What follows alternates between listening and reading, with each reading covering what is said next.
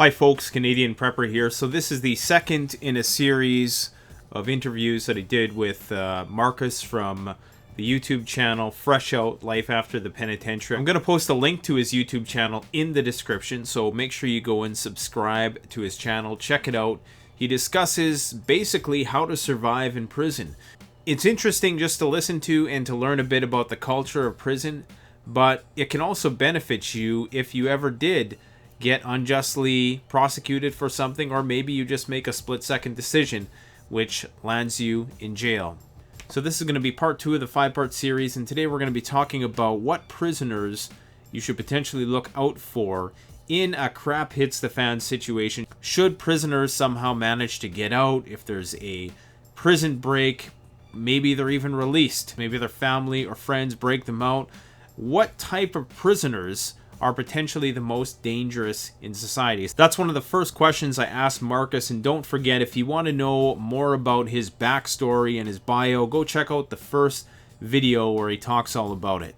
So let's go on and see what he has to say about which prisoners would be most dangerous in a post-collapse environment.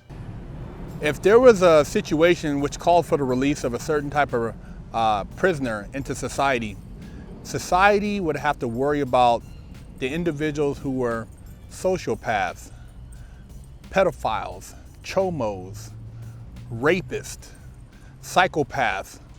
Those are all the ones that you would want to really put your attention towards, because these guys they have issues. And at the top of that list is the sociopaths, and that's the Richard Ramirez, the Ted Bundy, the guys who prey upon people, and they're calculating, they're manipulating. They have no sympathy, and they really have no reason for what it is they do what they do. You've seen the guys who have been sitting there when they're being sentenced and they have no remorse. Maybe they've carved 666 into their hand or to their skin somewhere, or they've gotten tattoos on their body that symbolizes death. Those guys are the guys who get off on just mayhem, causing people pain, hurting people. Those are the ones you would want to split their wig first, because there's no helping those people. These guys have probably killed people in prison, and they've probably killed numerous people on the street that they haven't been caught for. And they come as your friend, and they're very calculating. So you definitely have to watch out for them. Now, a psychopath, you see them coming, but it doesn't matter. You got to just split their wig just to split it, because they have no rhyme or reason for what they do. They have a plan, and they just execute. These are the guys like, the sniper that was sniping people off in DC and Virginia in the back of the trunk of the car, or the guy who went into the church and shot all the people in the church, for no reason, and then they try to, justify it by some type of doctrine they've read or some type of manifesto. Psychopaths, very dangerous people. Now, a chomo, you have a lot of them right now running around society, and they get passes because of their connections. But these are the motherfuckers where you got to really be careful, because your kids, your daughter, your son, the schools, you got to watch out for. And these people, they're sick in the head. They're the ones who promote all the child pornography stuff. They're the ones who are on the internet, messaging young people on social media, and they get it. They come in and out of prison here, and back and forth, but they're not going to change. It's like a sickness for them. And as far as it being justified as a sickness, I'm not justifying, because they need their motherfucking wig split to the white meat, because they're pieces of shit. So those are a group of individuals. There's no helping them. A rapist, a guy who preys on women, he's a piece of shit. You got to watch out for them, because if they've raped one woman, they probably raped 2 or 3 women, and they don't really have any sympathy for what they've done. They have no remorse. You know, these people, they prey on, you know, victimizing individuals that they can manipulate, that they can overpower. And most of these guys, you know, if they were to get back into society, I think that a lot of them, you know, they'd probably rape again. So you'd have to really have your guard up, you know, dealing with these individuals. And those top four, sociopaths, psychopaths, you know, rapists, child molesters, those are the top four I think that you'd have to really worry about if there was a situation, because trying to ration with these people, there's no rationing. You know, most of them, you know, they'll try to say whatever they can to justify their actions. And like I said, they don't have any, they have no remorse. You know, they do things just on a whim, and they're good at manipulating others around them. So if given a chance, they will bring other people into their circle to have them carrying out their deeds with them, you know, and that's what you got to watch out for. So those people would definitely be someone that I would, if I seen them around my neighborhood and I got their background, I'd split their wig right off the top. All right, I think I'm in total agreement with Marcus with respect to worrying about the psychopathic person, the person who has no emotion, the person who does things indiscriminately on impulse. In fact, in one of the videos I did entitled Human Threats in Criminology, the psychopaths and the sociopaths were up there in terms of the most dangerous potential human threats in a crap-hits-a-fan situation. Whereas, you know, some of the most minor threats were things like looters, scavengers, maybe mischievous people, small-time thugs, things like that. And then you move up the scale to the marauders, the conquerors, the psychopaths. And he talks about how these people, it's not even that they in themselves will be forces to be reckoned with, because by themselves, you can only do so much, especially in a scenario where you don't have the rule of law to scale in order to manipulate people through the social system that we have. If that social system collapses, you know, there is no social niceties to protect you from the harsh punitive measures that would be delivered in a capital punishment based Mad Max type scenario. Let's face it, you know, it would probably go back to the medieval era. If you get caught stealing, you know, you're probably going to get your hand chopped off, or, you know, you're probably going to get hung in the town square or something like that. I mean, that's just the nature of things. You know, there's not going to be the resources to put people behind bars. You know, that's a luxury of modernity, is that we have the resources to warehouse people in these prisons, which unfortunately are not rehabilitative.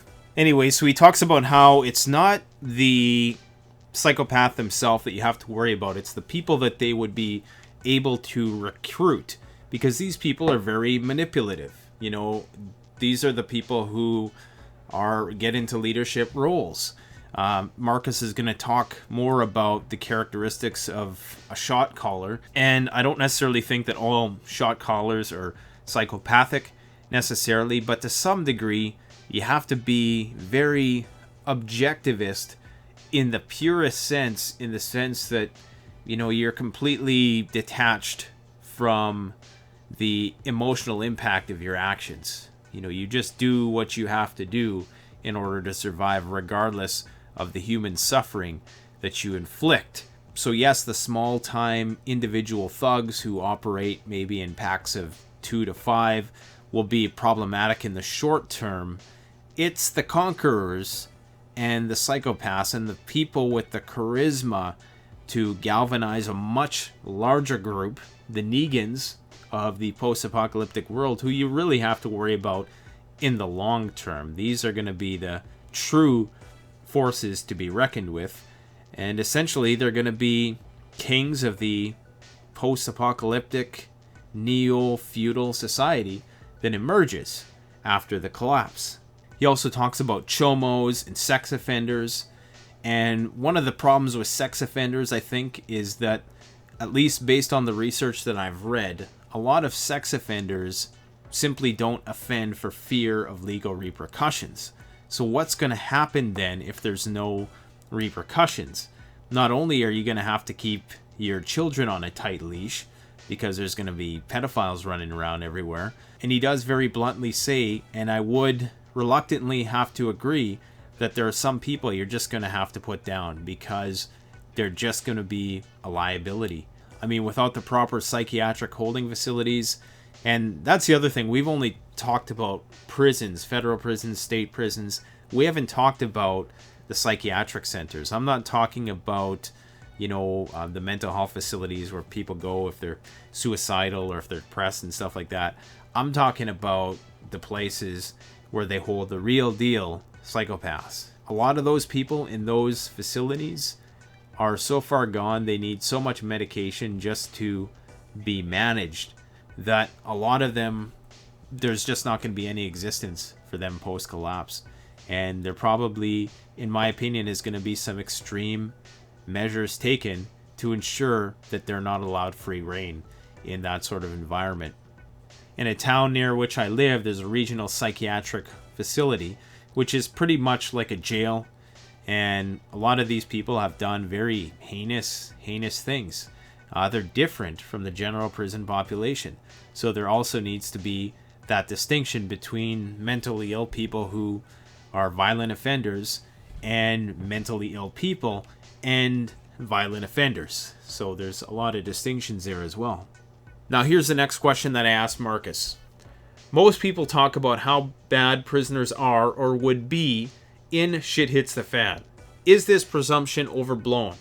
Obviously not all offenders have a propensity for violence, and most have the capacity to be reformed, I would say, based on my experiences with people who've been through the justice system. As many people know, I work in mental health. Let's hear what Marcus had to say. There's a lot of bad sentiment towards guys who have been in prison.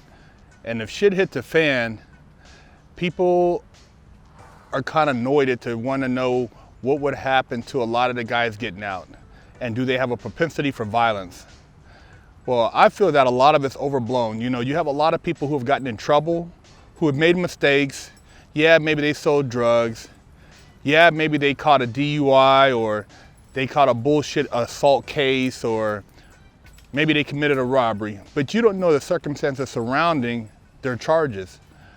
So you would have to really look into the background of an individual to see what kind of person he is. You have a lot of people in prison who are good people. They just made bad choices. And you could have the guy maybe who had an assault because maybe he was defending his sister who got beat up by her boyfriend. Or it could have been a situation where it was self-defense. So you have a lot of situations that, until you look at the particulars of the case, you don't really know why the person committed that act.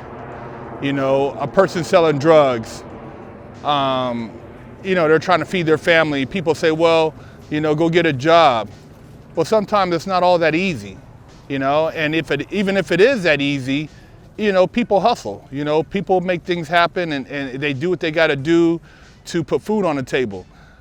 And I'm not trying to justify a drug dealer or justify a person that, whoops that ass, but, shit happens. And when you look at society as a whole, and people who are free, who are maybe not gotten caught for certain things, whether it be through military force or whether it be through pharmaceutical companies that are selling drugs over the counter that are causing addictions. And so when you go back to, like I say, judging a person, be careful how you judge, because there's a lot of things that you assume that are legal because they haven't been ruled illegal, but that are far more illegal than what's so-called being considered legal. And, not to get off topic, but going back to, like I say, judging individuals, a lot of guys are in there and they are reforming themselves. They are rehabilitating themselves because the system itself doesn't have any form of rehabilitation. The system itself is there to punish, You have a lot of guards that basically got those jobs so that they could exercise some type of authority over an individual for whatever reason or whatever hangups they got. And then you have guards who are there just because they want to get a paycheck and they needed a job. Maybe they're fresh out the military and they're trying to just make a transition, or maybe they're trying to transition from a guard to an actual police officer. But it's just a lot of negative shit going on in there. So, you know, people have to try harder to do better for themselves than average. But it shouldn't be judged across the board that everybody in prison is a bad dude. You know, a lot of people, you know, they carry themselves in a humane fashion. You know, they're not bad guys. And like I said, it's just choices, you know. And then you have the guys in there who don't really give a fuck. You know, the guys in there who are, you know, drug addicts on the DL. They're, you know, gang members. They're pushing a lot of nonsense, a lot of ignorant ass racism. And those are the people who really don't have any desire to become rehabilitated. You know, when they get out, they push an agenda on the street, and that agenda is negative, and it's not benefiting society. You know, if those same guys who have all that influence got out and actually pushed a positive agenda, we could change a lot of the violence, a lot of the gang shit, a lot of the bullshit. And if shit did hit the fan, these guys could make a big difference. You know, I remember guys used to talk about on the yard that if there was a war and they wanted inmates to get out and go fight for their country, would they do it? And a lot of guys said they would. They said they would, rather than serve a life sentence, they would rather go take up arms and fight for their freedom. So you do have that sentiment that, you know, deep down, a lot of these guys, if they had the opportunity, would try to do the right thing. But then you have, like I said, guys in there who don't even entertain the thought of doing something honest on the street or actually helping others. And those are the ones that, you know, you got to watch out for. And those are the ones, if shit hit the fan, you don't want to have to peel their wig, you know, split their cap, you know what I mean? And it's just a sentiment of the individual. You know, each individual is different. You know, some guys, you know, they have a better soul, and then some guys are just a dark spirit, man. And I've seen them when I've been to USP Lompoc. I've seen them when I've been to Sheridan. I've seen them when I've been to Herlong Medium, you know. And then I've seen guys who are really good guys that just need an opportunity. And those are the ones that, you know, you gotta look towards as far as who could help out and be mentors to people on the street and inspire others to do right. Now, this question, I think Marcus brings up an excellent point, and it's that just because you break a law doesn't mean you're a bad person. Now, some people are going to go on the law of averages and say, well, you know, even if 51% of the people in prison are bad guys, we should just blow the whole place up. And, you know, it's just collateral damage. Everybody else is collateral damage. But I'm not so convinced that that's would be the ideal approach to take. For obvious reasons, there's a huge spectrum of criminality. As he talks about, you know, I mean, you can be put in jail for anything. You can be put in jail for unpaid parking tickets.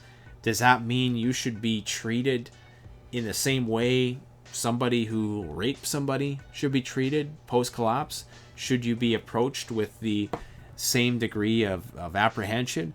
Now, obviously, the main challenge is going to be identifying who's been under for what. You know, what a person's charges were. You're never going to know when all the records are blown. So a lot of this really is, we're just speculating, because being able to identify a person who was released from prison after a collapse scenario is going to be next to impossible unless they're still wearing their jumpsuit, which, if they have any degree of sense whatsoever, they'll get out of. But this is such an important factor, because there's a lot of people on the street who make really bad choices, but could be excellent allies. Now, I'm not saying this to be naive. I'm not saying this to sugarcoat and try to be bleeding hearted about any of this. I'm serious that a lot of these guys who are in there, and Marcus is going to talk about this later on in some of the other questions I asked him, they're going to be willing to do things that other people who aren't on the inside just aren't willing to do. They might have the balls to do things that other people aren't willing to do. So I think it was a commenter on one of the last videos, and they said this, and I kind of thought about it a bit, and I said, okay, well, there's going to be a bit of a liability if you're trying to conscript these people. Like if you're actually going out and trying to read people, suss people out, and would there be any benefit in actually trying to recruit people from that population who maybe they were in jail for non-violent crimes or something like that? But even non-violent crime, it could still be very problematic in a post-collapse world where thievery could be a death sentence for people. So indeed, you need to make swift decisions, and they need to be definitive decisions. But it's very hard because, as he says, not all laws are ethical, and I would agree with his statement about pharmaceutical companies. I mean, there are so many people hooked on pharmaceutical drugs, you wouldn't believe the amount of havoc wreaked by pharmaceutical drugs. And trust me, as a person who works in the field of mental health and addictions, I can tell you that opiates, prescription drugs, are probably one of the most highly addictive substances out there. They are the most highly addictive substance out there. And a lot of these drug companies know that, and they roll with it anyways. So there really is no difference from buying heroin, which you don't even get around here anymore. I mean, people are only buying prescription drugs now: Dilaudid, hydromorphone, fentanyl, things of that nature, which you get prescribed to do stuff. OxyContin. These are all prescription medications that people use. And of course, now the stimulants, crystal meth, are derived from other amphetamines that you can get over the counter and cooked up like that. So I mean, it's all, the future is pharmaceutical drugs. The futuristic drug user is pharmaceutical based. So this is why I say, for all the people who say, I'll just put a bullet in all their heads, it's going to take it's one thing to talk tough and say that on the internet. I mean, there's a lot of guys whose bark is much bigger than their actual bite. And it's very easy to go on here and write ignorant stuff like that. And, maybe you're not ignorant about it. Maybe you actually do have some of these psychopathic traits. Because in order for you to do that, you would have to be very far removed from what I'm talking about. You'd have to be, because it's not an ethical decision to make. I mean, you could argue it's for the greater good, but it would take some really eloquent logic and rhetoric to be able to justify the wholesale slaughter of all prisoners, ranging from county to penitentiary. Because you would have to. You couldn't just say, okay, well, the guys in the county jail are all right, and the guys in the state, well, get rid of all of them, and maybe some of the guys in the feds. You wouldn't be able to do that. It'd have to be all or none if you're going to that extent. And there would have to necessarily be then some sociopathic tendencies for someone to do that. That's a very Stalinist type thing to do. So just consider that. If you're one of these people who says that, and shit hits the fan, they all gotta go, who's gonna do it, number one? How's it gonna be done? And who's gonna sign their name on that? If you ask me, anybody who's willing to commit to something like that, I would be very worried about those people running the show. And I'm not saying that there's going to be an easy way to sift this out. I mean, ideally, what you would do is you would find the records. You would release the ones who were either nonviolent or their crimes weren't that severe. And maybe you would do the ones who had a propensity for violence, murderers, people with repeated assaults, sex offenders, people with real hardcore psychiatric problems who, committed the aforementioned. you would have to deal with them in a ruthless way. I think Marcus sums it up really nicely when he talks about the people who simply don't want to be rehabilitated. There's the ones who do and the ones who don't. The ones who don't, maybe they're the ones that have to go. He also made an interesting comment near the end about, if there was a war, would patriotism trump whatever sort of wrongdoings, whatever sort of domestic criminality these convicts had been charged with? There may very well be a plan for conscripting prisoners in the case of a war, the ones at least who could be trusted for that purpose. So, something interesting to consider. Let me know what you guys think in the comments section. Don't forget to like, comment, subscribe, and if you enjoy these videos, go and check out Marcus's channel at Life After the Penitentiary. There's going to be a few more installments, so stay tuned. Leave your comments in the section below. Thanks for watching. Canadian Prepper out.